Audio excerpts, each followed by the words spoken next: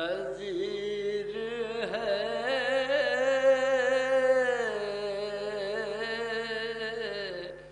زینب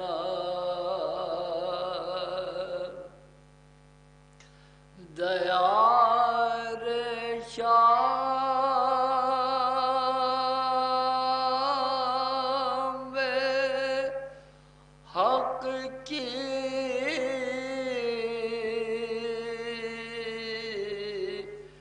نظیر ہے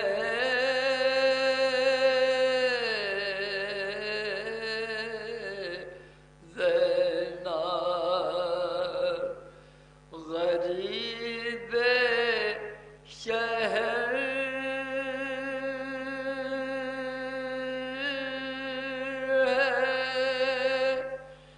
بنت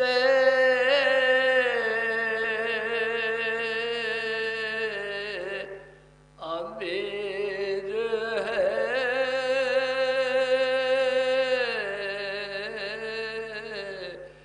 زینب غریب شہر ہے بنت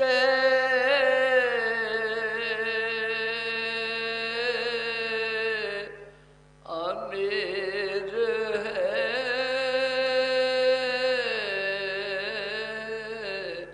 زینب اسیر ظلم سہی ہاتھ میں رسل بھی سہی حسینیت کی مگر دستگیر ہے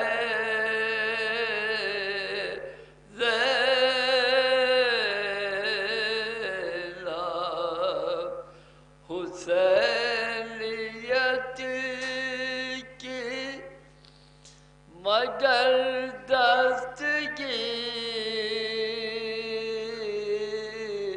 دستگیر ہے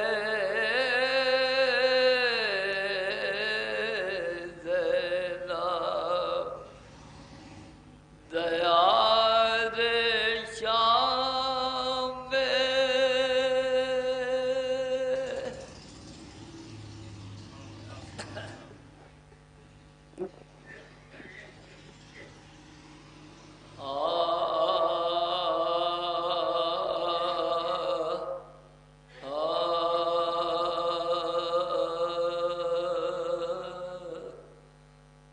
ایک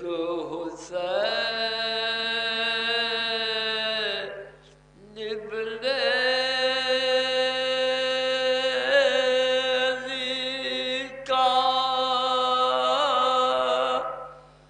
معجزہ بدلا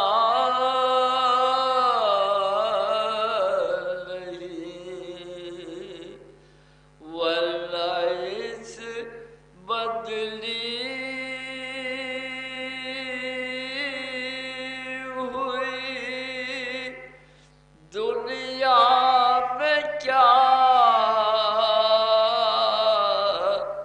بدلا نہیں لاکھ طوفان حوادث آئے دنیا میں مگر مقصد شبیر پھر بھی باخدا بدلا نہیں مقصد شبیر پھر بھی باخدا بدلا نہیں ایک حسین ابن علی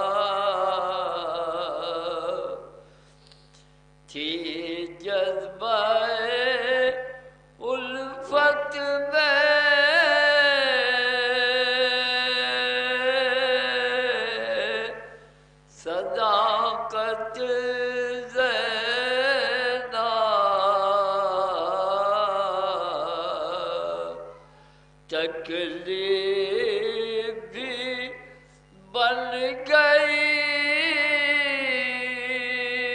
تھی راحت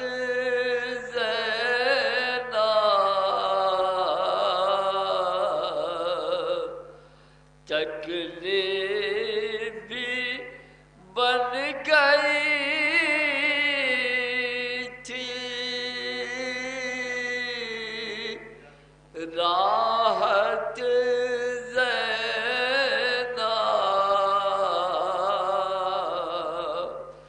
لاشیں تھی پڑی بیٹوں کی اور روئی نہ تم کیا کر گئی بھائی سے محبت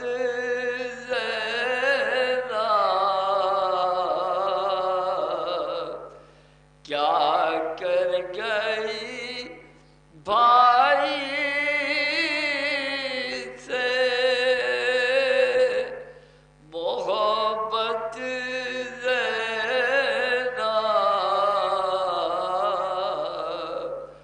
تھی جذبہ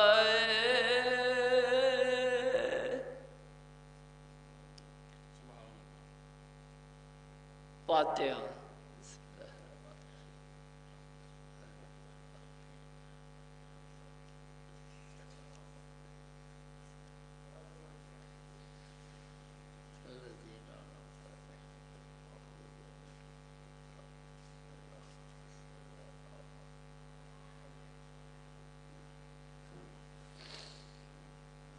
ہمارے سردار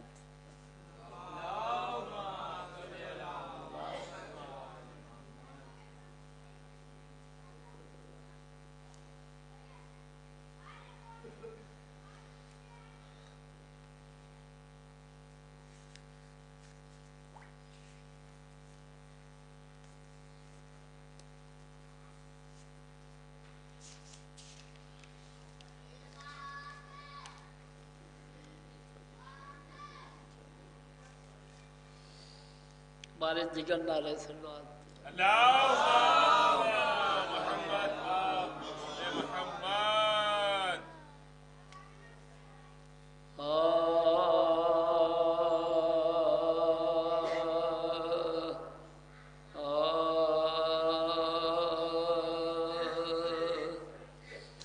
شور ہے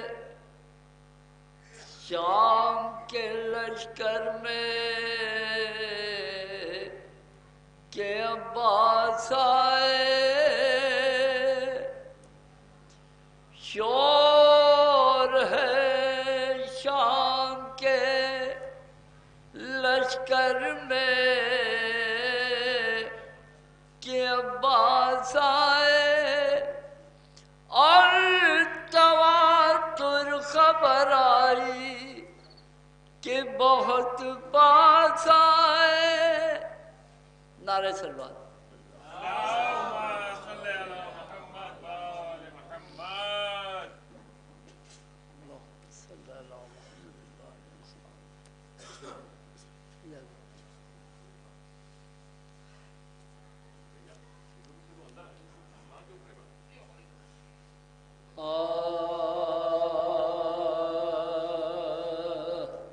شور ہے شام کے لشکر میں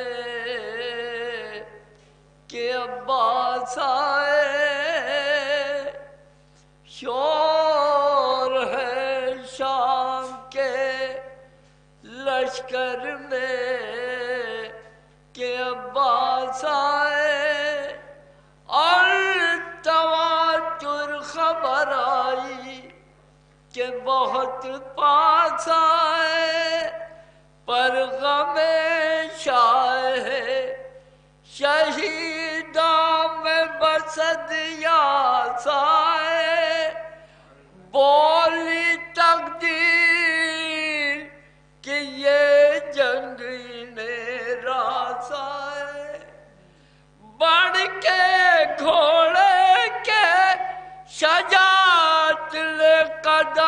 چوم لیے اور ہر گوشے نے دامانے علم چوم لیے اور ہر گوشے نے دامانے علم چوم لیے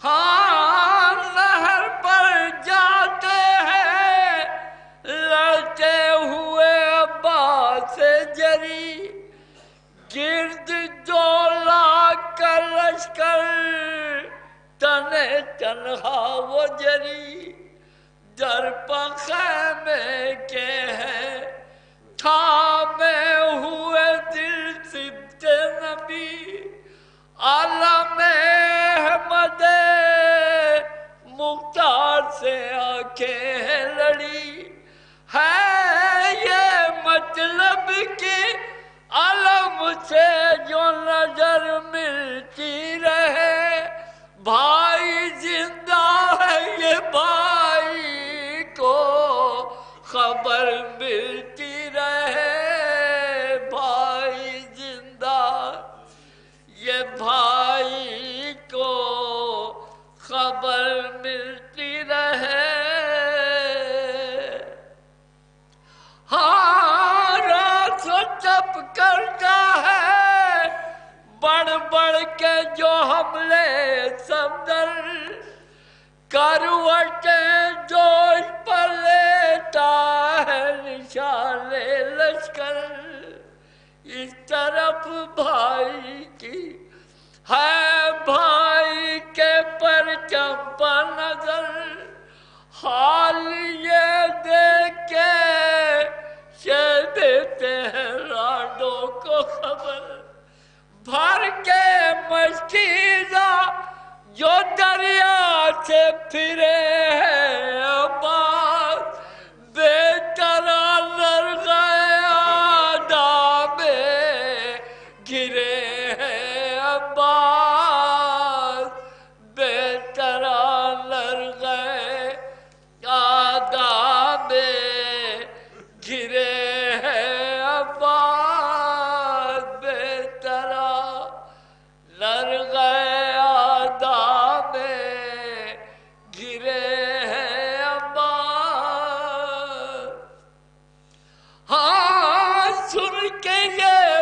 خبری روٹے پیاسے اطفال اور دعا کے لیے سیدانیوں نے کھولے بال جس گھڑی دیکھا سکینہ نے یہ ماں بہنوں کا حال آ کے دروازے پر چلائی سوئے دشت قتال ابو بے وجہ بھتیجی کو یہ وسواس نہیں پھینک دو مشک چلے آؤ ہمیں پیاس نہیں ابو بے وجہ بھتیجی کو یہ وسواس نہیں پھینک دو مشک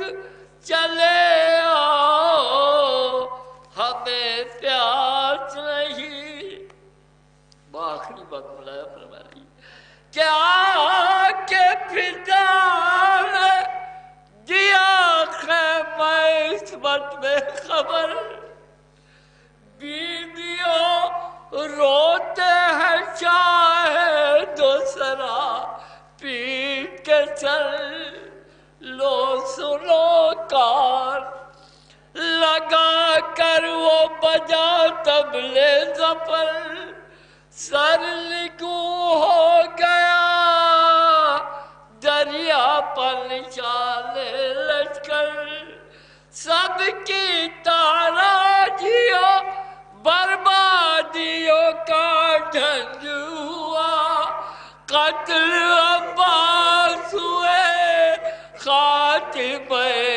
جنگ ہوا سب کی تاراجیوں بربادیوں کا ڈھنگ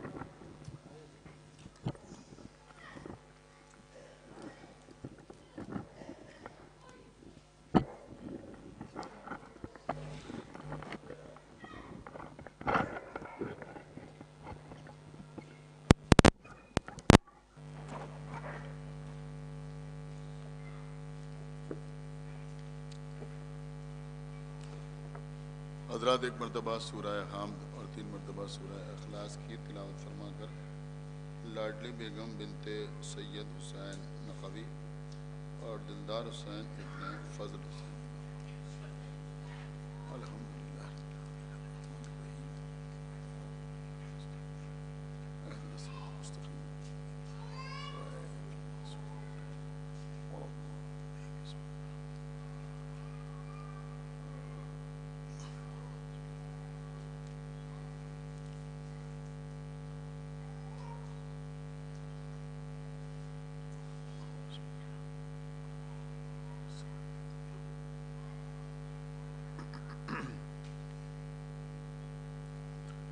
فاتحہ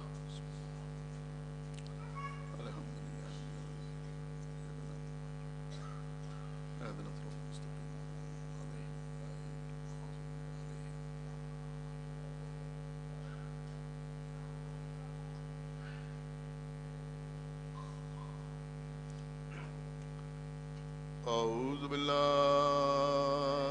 السمیع العلی العظیم من الشیطان اللعین الرجیم بسم اللہ الرحمن الرحیم الحمد للہ الذی ہدانا لہذا وما كنا لنهتدي لولا ان هدانا الله لقد جاءت رسل ربنا بالحق الصلاة والسلام على صاحب الدين والإسلام والحل والحرام والركن والمقام والصلاة والصيام والسجود والقيام والشريعة والأحكام والحجة والبرهان والمحبة والعرفان والحق والبيان والكتاب والقرآن سيدنا ونبينا وشفيعنا ومولانا ومولى الثقلين جد الحسن والحسين أبي القاسم محمد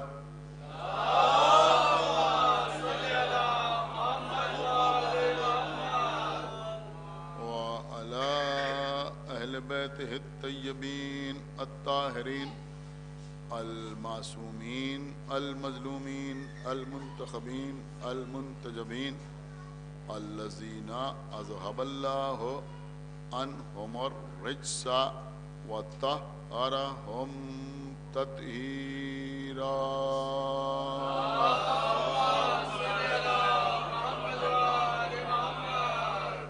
ولعنة الله على أعدائهم وقتلتهم وغاصبي حقوقهم ومنكري فضائلهم ومصائبهم أجمعين من الآن إلى يوم الدين أما بعد فقد قال الله سبحانه تبارك وتعالى في كتابه المجيد وفرقانه الحميد وقوله الحق بسم الله الرحمن الرحيم الرجال قوامون على النساء صلوات محمد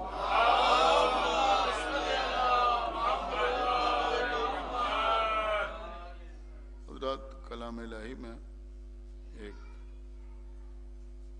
سورہ ہے جو مختصر بھی نہیں ہے، بڑے یعنی طویل سوروں میں، طولانی سوروں میں اس کا شمار ہے۔ اس سورہ کا نام ہے سورہ مبارکہ نساء۔ نساء کہتے ہیں خواتین کو۔ قرآن مجید میں اللہ نے کسی سورہ کا نام سورہ رجال نہیں رکھا، لیکن ایک سورہ کا نام سورہ نساء ضرور رکھا۔ اس سورہ میں اللہ نے نساء کے یعنی خواتین کے عورتوں کے حقوق بھی بیان کیے، فرائض بھی بیان کیے، ان کے سلسلے کے مسائل کو بھی بیان کیا۔ میں نے آپ کے سامنے اس سورہ کی 34ویں آیت کے پہلے حصے کی یعنی ایک چھوٹے سے جز کی تلاوت کا شرف حاصل کیا ہے۔ ارشاد ہو رہا ہے الرجال قوامون علی النساء۔ اس کا اگر ورڈ بائی ورڈ لفظ با لفظ ترجمہ کیا جائے تو یہ ہوگا کہ اللہ نے مردوں کو عورتوں پر یعنی خواتین پر سرداری عطا فرمائی ہے۔ صلوات پڑھیں بر محمد۔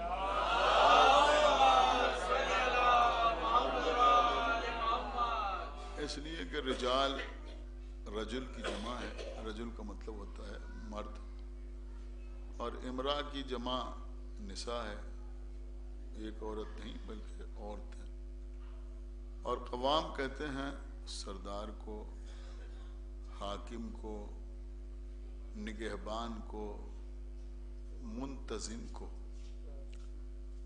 تو ہم یوں بھی کہہ سکتے ہیں کہ اللہ نے رجال کو حاکم اور نساء کو محکوم قرار دیا ہے۔ دیکھیے عزیزو، کسی بھی جملے کا جو ترجمہ ہوتا ہے یا اس میں جو الفاظ استعمال ہوتے ہیں ان کا جو ٹرانسلیشن ہوتا ہے، جو ان کا ترجمہ کیا جاتا ہے، تو وہ اس جملے کے تقاضوں کے اعتبار سے کیا جاتا ہے۔ جہاں تک رجال کا لفظ ہے تو رجال جمع ہے رجل کی، نساء جمع ہے امرأہ کی۔ نساء کا مطلب ہوا عورتیں، رجال کا مطلب ہوا مرد۔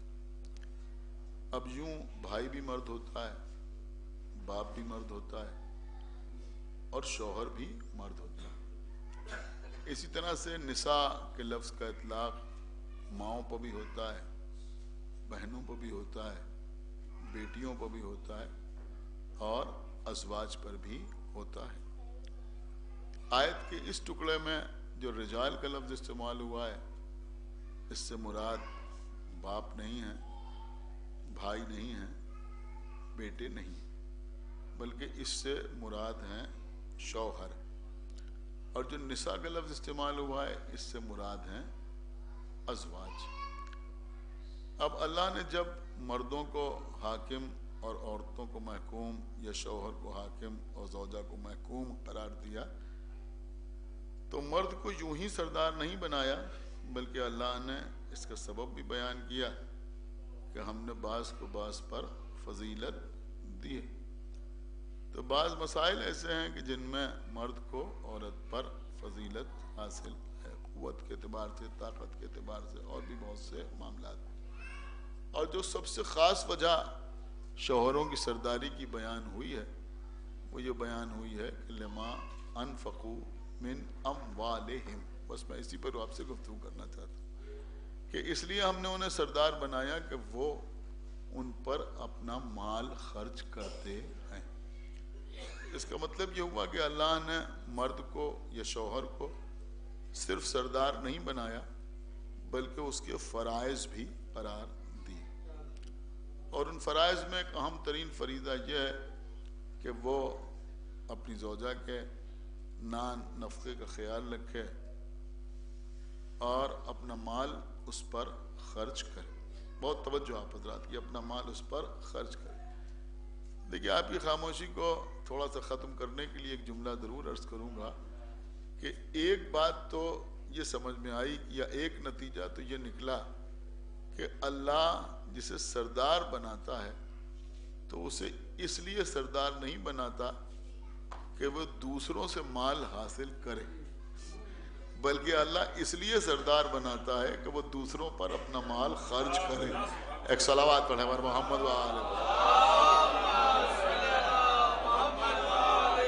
یعنی یہاں سرداری کا یا حاکمیت کا مطلب یہ نہیں ہے کہ دوسروں سے چھین چھین کے اپنا خزانہ پر کر لیا جائے، بلکہ یہاں سرداری یا حاکمیت کا مطلب یہ ہے کہ دوسروں پر اپنا مال خرچ کیا جائے، ان کی ضروریات کا خیال رکھا جائے۔ دیکھیے عزیزوں، ایک عرصے سے اسلام پر، دین پر یہ الزام غیروں کی طرف سے لگتا رہتا ہے کہ اسلام میں عورتوں کے حقوق کا خیال نہیں رکھا گیا۔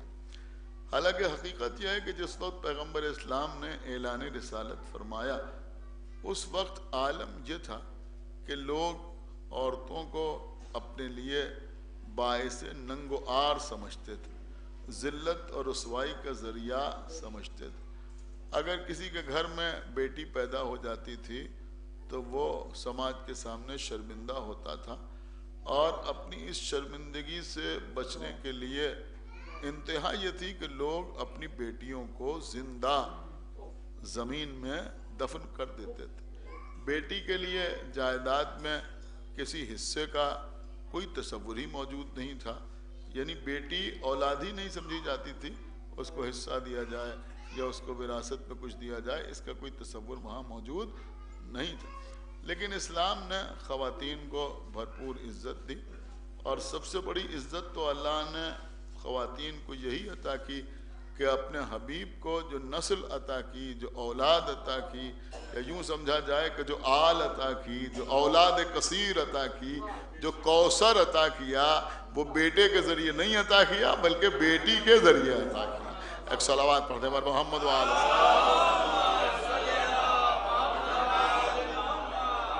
اب عزیزوں ایک بات کہی جاتی ہے، انہوں نے کہا صاحب لڑکی کا حصہ آدھا ہوتا ہے اور لڑکے کا حصہ پورا ہوتا ہے۔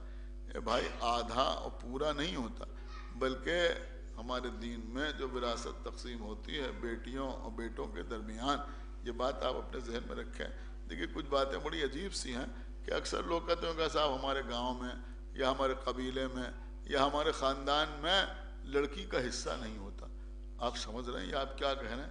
ارے بھیا، جب دین میں ہوتا ہے، ایک صلوات پڑھنا ہوتا، جب شریعت میں ہوتا ہے، جب اسلام میں ہوتا ہے، تو آپ کیا، آپ کا قبیلہ کیا، آپ کا خاندان کیا، اس کا قانون کیا، ایک صلوات پڑھیں پر محمد وآلہ ہوتا ہے۔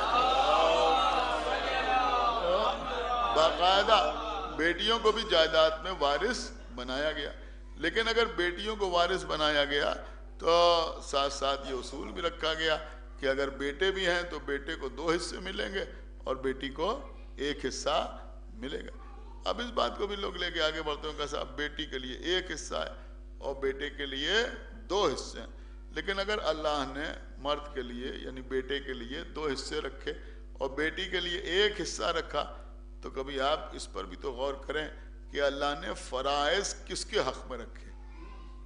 غور کرنے والی بات ہے یا نہیں ہے؟ فرائض اللہ نے کس کے حق میں رکھے ہیں؟ بچے کو پالنا، اس کی تربیت کرنا بے شک ماں کا کام ہے، لیکن خرچ اٹھانا تو باپ ہی کا کام ہے۔ آپ میری بات سمجھ رہے ہیں یا نہیں سمجھ رہے؟ خرچ اٹھانا تو باپ ہی کا کام ہے۔ شوہر پر اللہ نے یہ فریضہ قرار دیا کہ وہ اپنی زوجہ کے کھانے پینے کا انتظام کرے۔ دیکھیے اگر اس کی زیادہ وضاحت کی جائے تو میرے خیال میں لوگ زیادہ مشکل میں پڑ جائیں گے کہ اگر آپ حقوق دیکھیں تو زوجہ کا حق یہ ہے کہ شوہر اسے کھانا کھلائے اور پکا ہوا کھانا کھلائے۔ ایک صلوات پڑھے پر محمد، ایک صلوات اور پڑھے پر محمد وآلہ۔ تو مسئلہ قبلہ وہی ہے کہ قانون کے اعتبار سے گھر نہیں چلتا بلکہ میوچول انڈرسٹینڈنگ سے۔ ایک صلوات پڑھے پر محمد وآلہ۔ اس کے برعکس بھی معاملہ ہے کہ جو شرعی حقوق ہیں خواتین کے مردوں کے اوپر، ان کی ادائیگی تو بڑی آسان ہوتی ہے، لیکن اس کے علاوہ بھی بہت کچھ خرچ ہوتا ہے، لہذا ادھر سے بھی کچھ اضافہ زیادہ ہو جاتا ہے۔ تو وہی میں نے آپ کی خدمت میں عرض کیا کہ میوچول انڈرسٹینڈنگ سے فیملیز چلتی ہیں، اسی سے گھر آگے بڑھتا ہے۔ لیکن میں عرض یہ کر رہا تھا کہ باپ کے اوپر فرض ہے کہ وہ اپنی اولاد کے اوپر مال خرچ کرے، ماں کے اوپر فرض نہیں ہے۔ اسی طرح شوہر کے حق میں خرچ رکھا گیا، زوجہ کے حق میں نہیں رکھا گیا۔ تو اب ایک عورت کا مسئلہ کیا ہے کہ جب وہ بیٹی ہے تو باپ اس کا خرچ اٹھا رہا ہے، جب وہ زوجہ ہے تو شوہر اس کا خرچ اٹھا رہا ہے، جب وہ ماں ہو گئی تو بیٹا اس کا خرچ اٹھا رہا ہے۔ تو اس کا مطلب یہ ہوا کہ اس کے حق میں کوئی خرچ ہی نہیں رکھا گیا. تو اگر حصے میں اس کو ایک حصہ دیا جا رہا ہے، ایک صلوات پڑھے بار محمد و آل محمد، تو اس کے ساتھ اس کو حقوق بھی دیے جا رہے ہیں. بس عزیزوں میں بات کو تمام کر رہا ہوں. ظاہر سی بات ہے کہ کافی تاخیر بھی ہو گئی ہے اور کوئی بہت لمبی چوڑی تقریر مجھے نہیں کرنا، میں یوں بھی زیادہ طویل مجلس نہیں پڑھتا. تو میں اختصار کے ساتھ ایک بات آپ کی خدمت میں عرض کروں کہ اس کا مطلب یہ ہوا کہ کسی خاتون پر اللہ نے یہ فرض قرار نہیں دیا کہ وہ گھر کا خرچ اٹھائے یا وہ اپنا مال اپنے شوہر کے اوپر خرچ کرے. بہت توجہ آپ حضرات کی چاہتا ہوں. اگر کوئی خاتون مفلس ہے، نادار ہے، تو اس پر بھی فرض نہیں ہے، اور اگر مالدار ہے تب بھی اس پر فرض نہیں. جو میں بات کہہ رہا ہوں اس کو آپ سمجھیں، اس پر فرض نہیں ہے. یعنی اگر عورت لکھپتی ہے، کروڑ پتی ہے، ارب پتی ہے، تب بھی اللہ نے اس کا فریضہ قرار نہیں دیا، اس پر واجب نہیں کیا ہے کہ وہ اپنے شوہر کے کھانے پینے کا اہتمام کرے یا اس کے گھر کا خرچ چلائے. آپ نے میری بات پر غور کیا یا نہیں غور کیا؟ تو اب جب واجب نہیں کیا ہے، جب فرض قرار نہیں کیا ہے، تب اگر کوئی عورت اپنا مال اپنے شوہر پر یا اس کے مشن پر خرچ کر دے، ایک صلوات پڑھیں ہمارے محمد و آل محمد، تو آپ مجھے بتائیں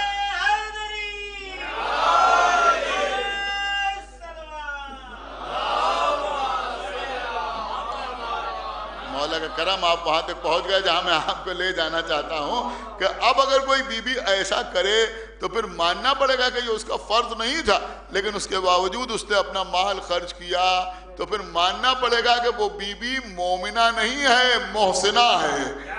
ایک صلوات پڑھیں ہمارے محمد و آل محمد. احسان کرنا. اب آپ سمجھیں جناب خدیجہ کی اہمیت کیا ہے کہ جنہوں نے اپنا سارا مال پیغمبر اسلام کے اوپر خرچ کر دیا.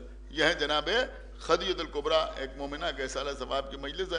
لہذا میں چاہتا ہوں کہ دو چار جملے آپ کی خدمت میں بی بی خدیجہ سلام اللہ علیہا کے سلسلے میں عرض کر کے اور مجلس ختم کروں.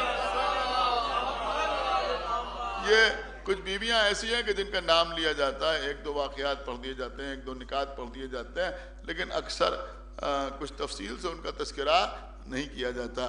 تو یہ جناب خدیجہ الکبریٰ ہیں. جناب خدیجہ کی زندگی کے بہت سے پہلو ہیں، نہ معلوم کتنے نکات آپ کی خدمت میں عرض کیے جا سکتے ہیں، لیکن کیونکہ میں نے ایک لفظ استعمال کر لیا محسنہ، لہذا میں چاہتا ہوں کہ اسی کے اوپر مجلس تمام کر دوں کہ بی بی محسنہ یعنی احسان کرنے والی، احسان کرنے والی. اور پھر میں یہ بھی آپ کی خدمت میں عرض کر دوں کہ ایسی احسان کرنے والی ہیں، ایسی احسان کرنے والی ہیں کہ اللہ نے ان کے احسان کو اپنی طرف منسوب کیا. آپ نے شاید جملے کے اوپر بالکل توجہ نہیں فرمائی کہ اللہ نے ان کے احسان کو اپنی طرف منسوب کیا. وجدک عائلا فاغنا، کہ جب آپ عائلا فاغنا، کہ جب آپ مفلس تھے، نادار تھے، تو ہم نے آپ کو غنی کر دیا. سورہ الضحیٰ کی آیات ہے نا، آپ جانتے ہیں نا جناب ابو طالب کے لیے کیا فرمایا، علم ججد کا یتیمن فآ. جناب خدیجہ یہ جو آیت نازل ہوئی ہے یہ زبیر کے لیے نازل ہوئی ہے اور جناب ابو طالب کے لیے نازل ہوئی ہے. یعنی انکار نہیں کر پاتے جناب ابو طالب سے، لیکن ایک اور کو شامل کر دیتے ہیں کہ بھائی ان کے لیے بھی نازل ہوئی اور ان کے لیے بھی نازل ہوئی. لیکن جب اس آیت کی تفسیر کرتے ہیں وجدک عائلا فاغنا، کہ ہم نے آپ کو مفلس پایا تو ہم نے آپ کو غنی کر دیا، تب کسی میں اتنی ہمت و جرت نہیں ہوتی کہ خدیجہ کے ساتھ کسی اور بیوی کو شریک کر دیا جائے. ایک صلوات پڑھیں ہمارے محمد و آل محمد. تب جو تذکرہ ہوتا ہے وہ صرف اور صرف بی بی خدیجہ کا تذکرہ ہوتا ہے کہ یہ بی بی خدیجہ تھی جنہوں نے اپنی ساری دولت، سارا مال پیغمبر اسلام کے اوپر خرچ کر دیا. دیکھیں قبلہ ہم نے ایک نکتہ بزرگوں سے سنا ہے، بزرگ علماء سے، خطبہ سے سنا ہے. اب اگر کسی ایک ذاکر سے، عالم سے سنا ہوتا تو یقینی طور پر میں نام لے کے آپ کی خدمت میں عرض کرتا، لیکن کئی لوگوں سے سنا ہے لہذا عرض کر رہا ہوں کہ بزرگوں سے سنا ہے.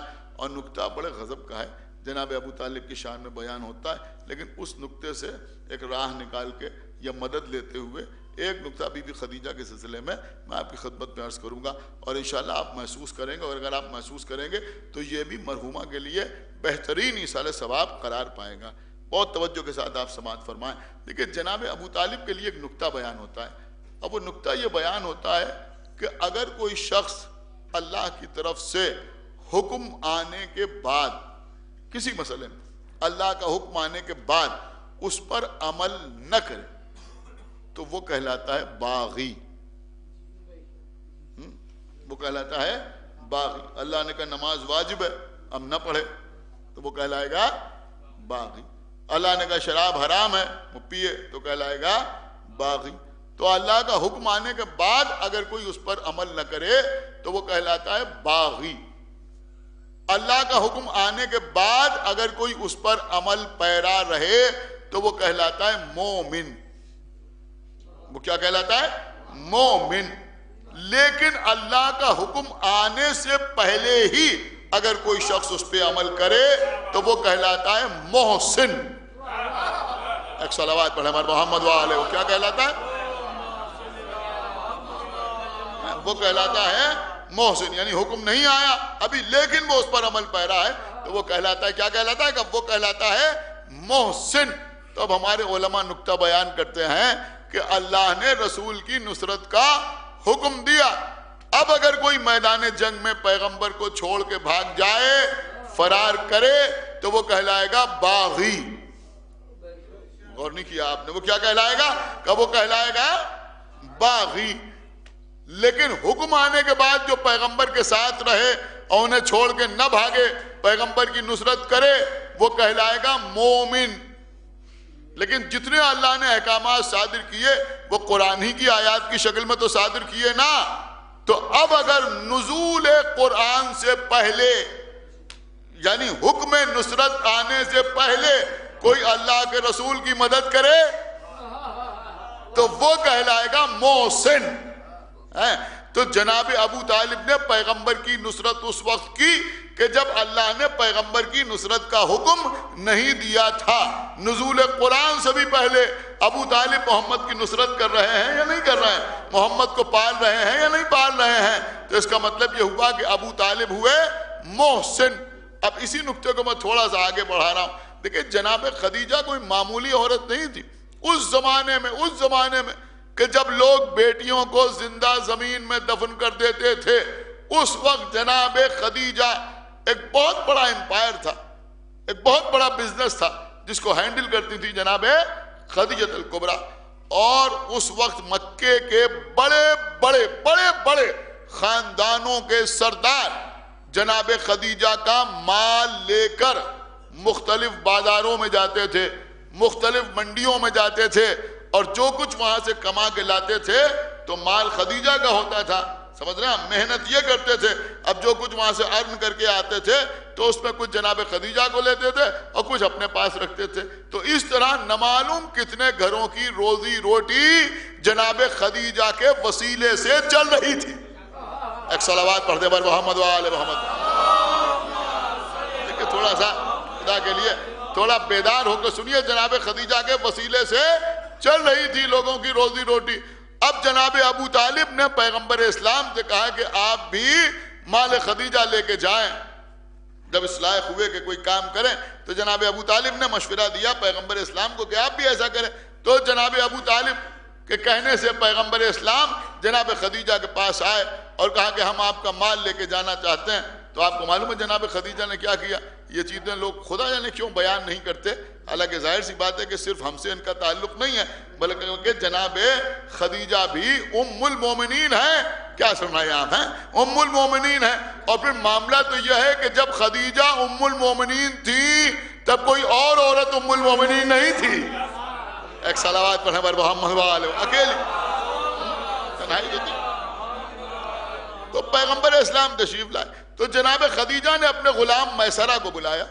اور یہ غلام میسرہ جو تھا یہ یہی پڑھا جاتا ہے جناب خدیجہ کا غلام تھا تو غلام ہی، لیکن جناب خدیجہ کے سارے بزنس کو ہینڈل کرتا تھا. سارا بزنس یہی دیکھتا تھا میسرہ. جب کوئی آتا تھا مال لینے کے لیے تو وہ جناب خدیجہ سے بات نہیں کرتا تھا، میسرہ سے بات کرتا تھا. اور میسرہ اس کو لے کے جاتا تھا جہاں سارا مال رکھا ہوا ہوتا تھا اور لے جا کے پہلے تو اس کا انٹرویو لیتا تھا، اس کو دیکھتا تھا بات کیسے کرتا ہے، ڈیلنگ کیسے کرے گا, کہاں جا پائے گا, کہاں نہیں جا پائے گا, عمر کیا ہے, طاقت کیا ہے, قوت کیا ہے. پہلے باقاعدہ اسے جج کرتا تھا اور اس کے بعد اپنے اعتبار سے کچھ مال اس کے حوالے کرتا تھا. پھر وہ اسے مشورہ دیتا تھا کہ تم فلاں بازار میں جانا, فلاں منڈی میں جانا, فلاں ملک میں جانا, یہ مال اس ریٹ پہ بیچنا, اس کو اس قیمت پہ بیچنا, اس کو اس طرح سے پریزنٹ کرنا, یعنی تمام ہدایات دیتا تھا. اور اس کے بعد وہ شخص وہ مال لے کے جاتا تھا. لیکن جب پیغمبر اسلام تشریف لائے تو جناب خدیجہ نے اپنے غلام کو بلایا اور بلانے کے بعد کہا کہ دیکھو ہرگز ہرگز ان کے ساتھ اور لوگوں جیسا سلوک نہ کر. اللہ اکبر, میں کیا پڑھ گیا, آپ نے کیا سن لیا کہ اور لوگوں جیسا سلوک ان کے ساتھ نہ کرنا. دیکھو ان کو کوئی ہدایت نہ کرنا, ان کا کوئی انٹرویو لینے کی ضرورت نہیں ہے. ان کو لے کے جاؤ اور جو مال یہ کہیں وہ ان کے حوالے کر دو, اور جتنا مال یہ کہیں اتنا مال ان کے حوالے کر دو. اور دیکھو جب یہ جائیں تو تم ان کے ساتھ ساتھ جانا اور راستے بھر ان کے خادم کی حیثیت سے جانا. انہیں کوئی مشورہ نہ دینا کہ آپ دائنی جانب جائیں یا بائیں جانب جائیں, آپ دن میں سفر کریں یا رات میں سفر کریں, آپ اس منڈی میں جائیں یا اس منڈی میں جائیں, یہاں جائیں یا وہاں جائیں. بس تم ان کے ساتھ خادم کی حیثیت سے جانا اور انہیں واچ کرتے رہنا, دیکھتے رہنا, اور واپس آگے سارے حالات مجھ سے بیان کرنا. اب میں سمجھتا ہوں آخری آدمی تک جو سمجھے گا وہ خاموش نہیں رہے گا. ایک بات سمجھ میں آئی کہ ابھی پیغمبر نے اعلان نبوت و رسالت نہیں کیا ہے, لیکن جناب خدیجہ جو اپنے غلام کو ہدایات دے رہی ہیں ان سے معلوم ہوتا ہے کہ خدیجہ اتنی معرفت ضرور رکھتی ہیں کہ سب اور ہیں یہ اور ہیں. ایک صلوات پڑھے بر محمد و آل محمد.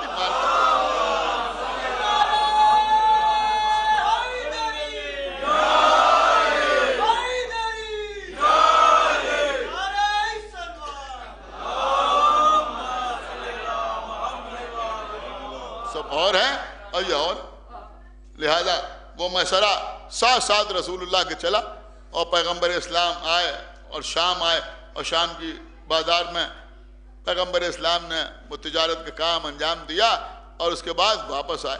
جب واپس آئے تو خدیجہ نے اپنے غلام میسرہ سے پوچھا, یعنی جب سارا حساب و کتاب ہو گیا اور پیغمبر چلے گئے تو انہوں نے میسرہ سے پوچھا کہ تم نے کیا دیکھا, تو اس نے سارے حالات بیان کیے. دیکھیں یہاں پر صرف ایک بات, اور میں اکثر مجالس میں اس طرح کی باتیں اس لیے پڑھتا ہوں کہ آپ خدا کے لیے کسی کے سامنے احساس کمتری کا شکار نہ ہوئی. یہ بات سمجھ لیجیے, یہ جو ہمارا مزاج بن گیا ہے نماز کے سلسلے میں, روزے کے سلسلے میں, تمام معاملات میں, انہوں نے کہا نہیں صاحب اس معاملے میں تو وہ آپ سے آگے, کوئی کسی معاملے میں آپ سے آگے نہیں. یہ بات آپ سمجھ لیجیے, جو میں عرض کر رہا ہوں میں پوری ذمہ داری کے ساتھ آپ کی خدمت میں عرض کر رہا ہوں. ارے بھیا آپ کہاں کی بات کر رہے ہیں, میں کہا صاحب امامت کے معاملے میں ہم اور توحید و نبوت, نہیں توحید بھی آپ ہی کی مضبوط ہے. آپ پڑھیے تو وہ اللہ کے بارے میں کیا کہتے ہیں, اللہ کی صفات کے بارے میں کیا کہتے ہیں, رسول کے بارے میں کیا کہتے ہیں, آپ پڑھیے تو سب آپ کی سمجھ میں آ جائے. وہاں تو میلاد میں یہ بیان ہوتا ہے کہ غار حرا میں پیغمبر اسلام کے پاس ایک مخلوق آئی اور آنے کے بعد اس نے کہا کہ آپ پڑھیے, تو پیغمبر نے کہا کیا پڑھیں, تو انہوں نے کہا پھر کہا پڑھیے, پھر پوچھا آپ کیا پڑھیں. اب اس کے بعد وہ سرجری ہوئی, یہ ہوا وہ ہوا, پھر اس نے دبایا, اور جب دبایا تو پیغمبر نے پڑھا. ابھی واپس آئے اور واپس آ کے جناب خدیجہ سے کہا کہ آج ایک ایسی ایسی مخلوق آئی تھی اور میں اسے پہچان نہیں پایا اور ایسا ایسا میرے ساتھ ہوا. آپ جا کے دیکھیے ان کی تمام سیرت کی کتابوں میں یہی لکھا ہوا ہے اور یہی پڑھا جاتا ہے میلاد میں. کہ پھر جناب خدیجہ پیغمبر کو لے کے اپنے کزن یا اپنے چچا جناب ورقہ بن نوفل کے پاس آئیں اور آگے ان سے کہا کہ آج میرے شوہر کے ساتھ ایسا ایسا واقعہ ہوا, اور ان کو ساتھ لے کے آئیں پیغمبر اسلام کو. تو ورقہ بن نوفل کیونکہ زبور و توریت و انجیل کے عالم تھے, لہذا انہوں نے کہا مبارک ہو, وہ آنے والا جبرائیل تھا, اللہ نے تمہارے شوہر کو نبی بنایا ہے, رسول بنایا ہے. لیجیے ورقہ بن نوفل کے کہنے سے پیغمبر کو معلوم ہوا کہ وہ جبرائیل تھے. ایک صلوات پڑھے بر محمد و آل محمد. ورقہ بن نوفل ایک اچھی شخصیت ہے, اس سے انکار نہیں ہے. اب ایک بات میں چپتی ہوئی آپ کی خدمت میں عرض کر رہا ہوں کہ قبلہ یہ تو لوگوں کی مجبوری ہے کہ جو ورقہ بن نوفل کا نام لیا, ورنہ اگر کہیں اس وقت ان کی پسند کی زوجہ وہاں موجود ہوتی تو یہ پیغمبر کو انہی کے ابا کے پاس لے جاتے. ایک صلوات پڑھے بر محمد وہاں ہی لے جاتے. انہوں نے بتایا تو انہیں معلوم ہوا. اس کا مطلب یہ ہوا کہ پیغمبر اسلام پہچانا ہی نہیں. آپ کی سمجھ میں آ رہا ہے؟ یہ ہے وہاں کا عقیدہ. آپ بتائیں آپ کا یہ عقیدہ ہے, آپ کا یہ نظریہ ہے؟ میں آپ کی خدمت میں عرض کر رہا ہوں, آپ نہ سمجھیں گے تو کون سمجھے گا کہ پیغمبر فرشتے کو پہچانا ہی نہیں, کہ یہ فرشتہ ہے, پیغمبر نہیں پہچانے. اگر وہ نہ بتاتے تو انہیں معلوم نہ ہوتا, پیغمبر نہیں پہچانے, انہوں نے بتایا تو معلوم ہوا. اس کی اصلیت صرف اتنی ہے کہ جناب ورقہ بن نوفل جو تھے وہ زبور و توریت انجیل کے عالم تھے. وہ کتابیں جو عبرانی زبان میں نازل ہوئی تھیں ان کا عربی میں ترجمہ کیا کرتے تھے, اور جناب خدیجہ ان کی بھتیجی تھی یا ان کی چچازاد بہن تھی, اس میں تھوڑا سا اختلاف ہے.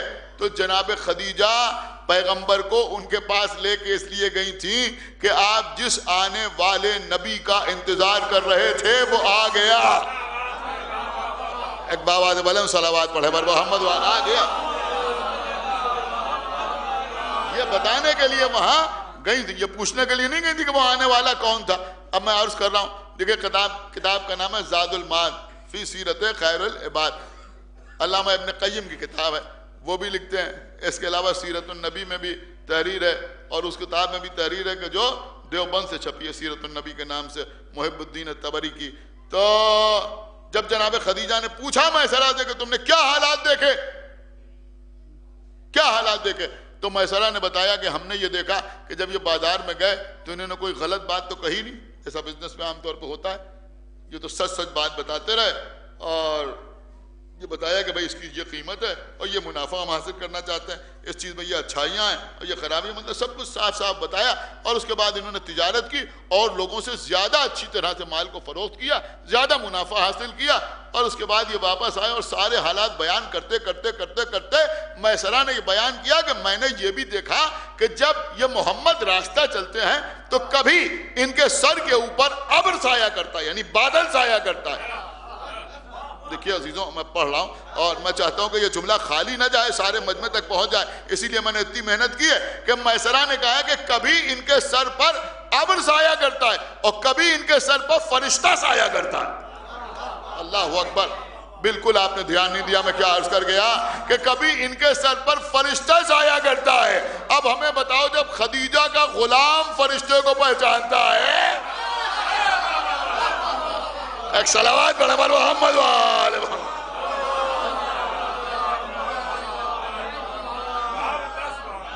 تو خدیجہ کا شوہر نہیں پہچانے گا.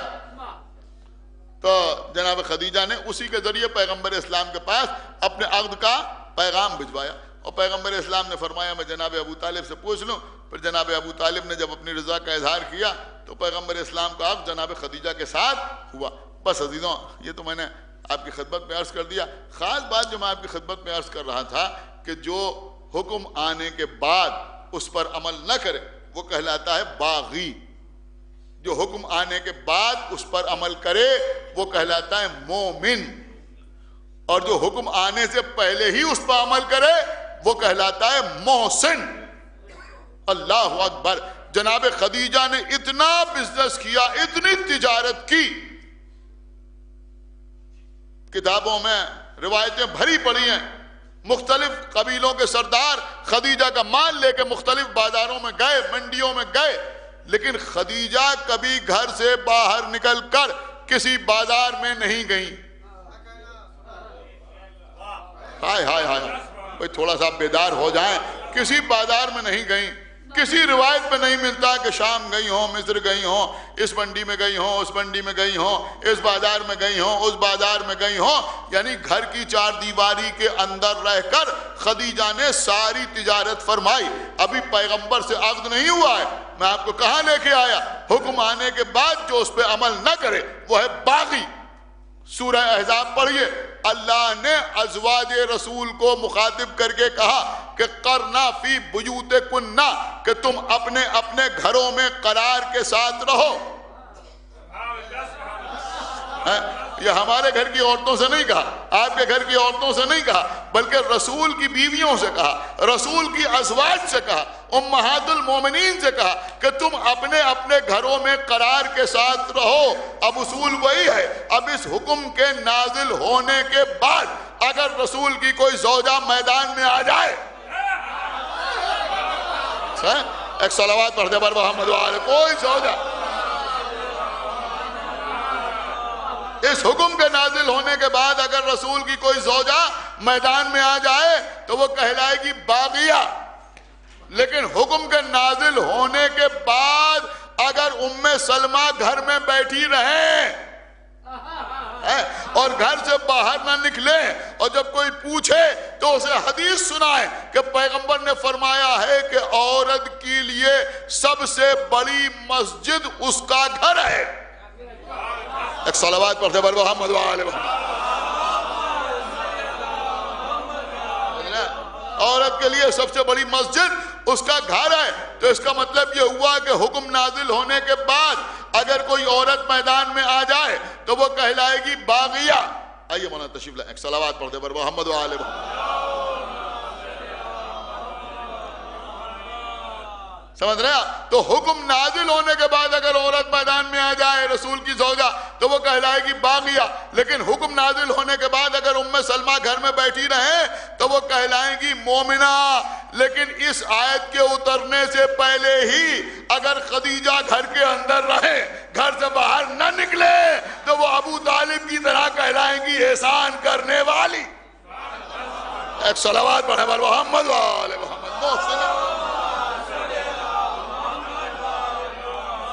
تو اب کتنا بڑا احسان بی بی خدیجہ نے کیا. لوگ ہم سے کہتے ہیں صاحب آپ خدیجہ کا تذکرہ کیوں کرتے ہیں؟ ارے بھیا جناب خدیجہ کا تذکرہ ہم اپنی مرضی سے تھوڑی کرتے ہیں. اللہ نے حکم دیا پیغمبر کو، اللہ نے حکم دیا. میں ابھی آپ کو آیت سنا رہا ہوں. اللہ نے حکم دیا پیغمبر اسلام کو کہ آپ خدیجہ کا ذکر کریں. کہاں حکم دیا؟ سورہ والضحیٰ میں حکم دیا. وَأَمَّا بِنِعْمَتِ رَبِّكَ فَحَدِّثْ.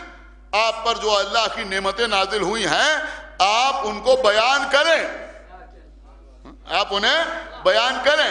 اب اس سورے میں، اسی سورے میں جس پہ کل جمع 11 آیتیں موجود ہیں، اس کی آخری آیت یہ ہے. اب اس میں اللہ نے پیغمبر کے لیے کن نعمتوں کا تذکرہ کیا؟ ابھی میں نے آپ کی خدمت میں عرض کیا تھا ابو طالب کا تذکرہ کیا. الم یجد کا یتیمن فآوا. وہ وقت یاد کیجئے جب آپ یتیم تھے اور ہم نے آپ کو پناہ دی. یہ نعمت ہے یا نہیں ہے؟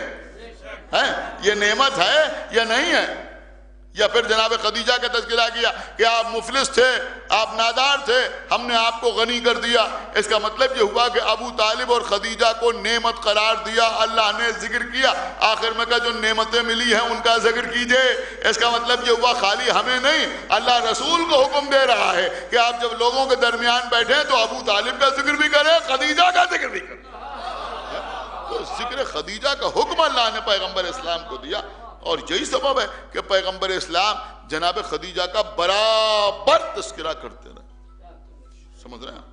اور رسول کی ایک زوجہ کو پریشانی ہی یہی تھی کہ خدیجہ کا ذکر کرتے ہیں. ایک صلوات پڑھیں بر محمد وآلہ محمد. یہی پریشانی کہ پیغمبر اسلام صبح شام جناب خدیجہ کا تذکرہ کرتے.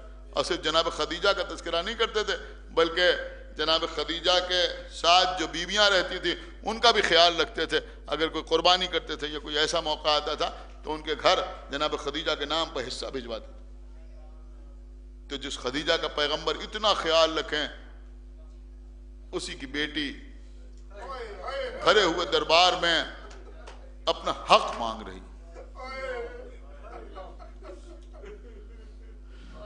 اس قوم کے رونے کو یہی بات بڑی ہے، زہرا بھرے دربار میں حق مانگ رہی. خدا آپ کو کسی غم میں نہ رلائے سوائے غم امام حسین علیہ الصلوۃ والسلام. اللہ مرحومہ کے درجات کو عالی کرے،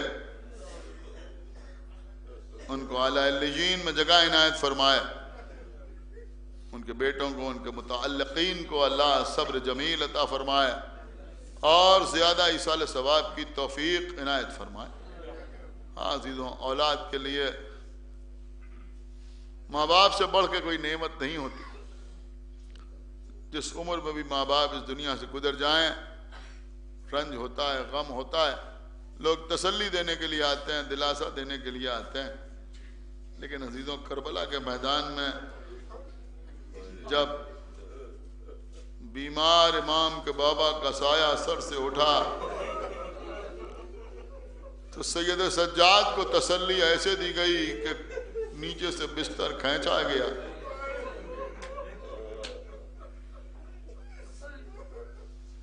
ہاتھوں میں دوہری دوہری ہتھکڑیاں پہنائی گئیں، پیروں میں بیڑیاں ڈالی گئیں، گلے میں طوق خاردار پہنایا گیا۔ جزاک اللہ، آپ کی آوازیں بلند ہو گئیں۔ خدا کسی غم میں نہ رلائے سوائے غم اہل بیت کے۔ بہت دیر نہیں پڑھنا ہے لیکن آپ سن لیں، آپ رو لیں، اس لیے کہ یہی رونا، یہی آنسو، یہی مقصد و معال مجلس ہے۔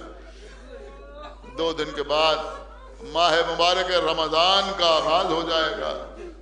ہاں عزیزوں، اگر آپ چاہتے ہیں کہ رمضان میں آپ کے روزے قبولیت کی منزل تک پہنچیں تو رمضان میں جب افطار کرنے کے لیے بیٹھیے گا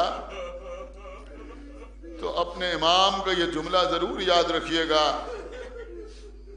جو مولا حسین نے کہا تھا، بیٹا سید سجاد جب قید شام سے چھوٹ کے مدینے جانا تو ہمارے شیعوں کو ہمارا سلام کہہ دینا، اور کہہ دینا کہ شرط وفا یہ ہے کہ جب ٹھنڈا پانی پینا تو ہماری پیاس کو یاد۔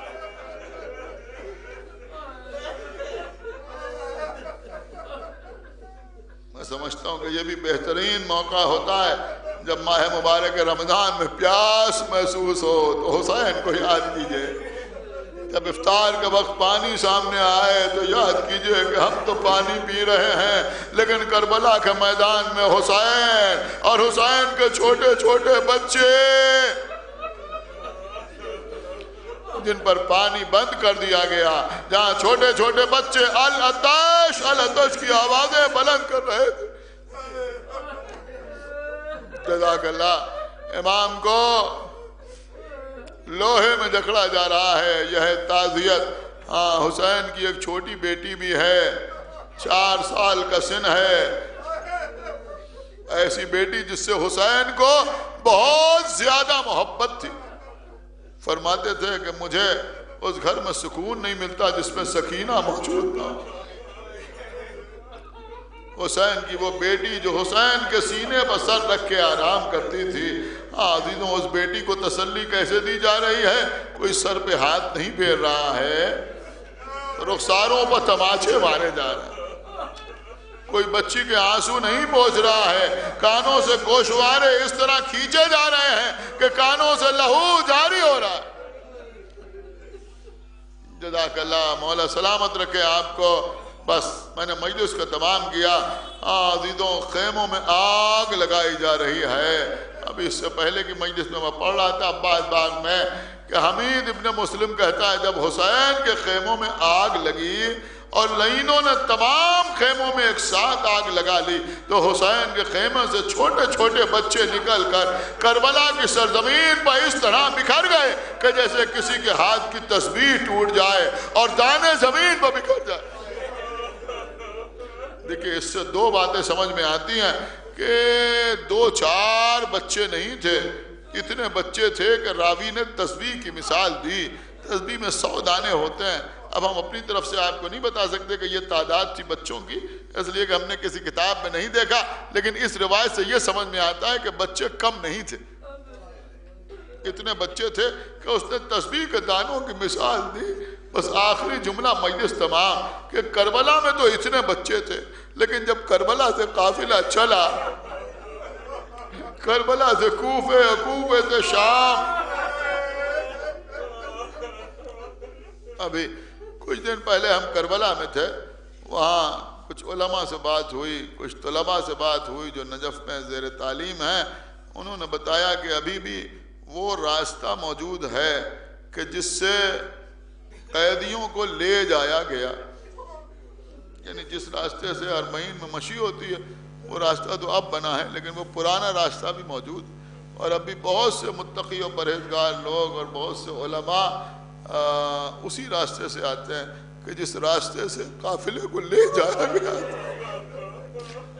وہ راستہ آج بھی اتنا بہتر نہیں ہے، تو اس وقت تو اور بہتر نہ رہا ہوگا، لیکن عزیزوں وہ راستہ جو کوفے اور کوفے سے شام تک جاتا ہے، اگر اس راستے پر کوئی سفر کرے تو جگہ جگہ چھوٹی چھوٹی قبریں نظر آتی ہیں، جگہ جگہ مزار نظر آتے ہیں، جگہ جگہ روضے نظر آتے ہیں۔ کسی سے پوچھئے کہ یہ کس کی قبریں ہیں تو وہ بتاتے ہیں کہ حسین کے قافلے میں چھوٹے چھوٹے بچے ناکوں سے گرتے تھے اور شہید ہو جاتے تھے۔ قافلے کو روکا نہیں جاتا تھا، اور پھر اس علاقے کے لوگوں نے ان بچوں کی قبریں بنا دی۔ یہ راستے بھر جو قبریں نظر آتی ہیں جو انہی بچوں کی ہیں۔ عزیزوں کربلا میں تو اتنے بچے تھے، لیکن جب قافلہ لوٹ کے مدینے آیا تو سوائے امام محمد باقر کے کسی اور بچے کا تذکرہ نہیں۔ ہمارے نہ معلوم کتنے بچے راستے میں اونٹوں سے گر کے شہید ہو گئے۔ ایک حسین کی بیٹی سکینہ بچی تھی جو قید خانہ شام میں روتے روتے اپنے بابا کے پاس۔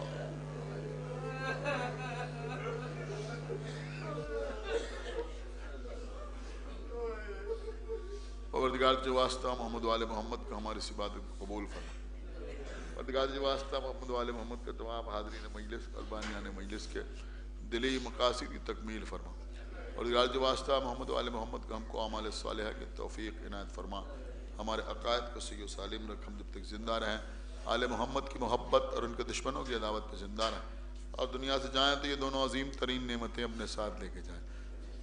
پروردگار جلد از جلد ہمارے امام زمانہ کا ظہور فرما، اور ان کے اصحاب اور انصار میں ہمارا شمار فرما۔ حضرات ایک مرتبہ سورہ حمد اور 3 مرتبہ سورہ اخلاص کی تلاوت فرما کر لاڈلی بیگم بنت سید حسین نقوی اور دلدار حسین ابن فضل حسین کے نام پر بسم اللہ۔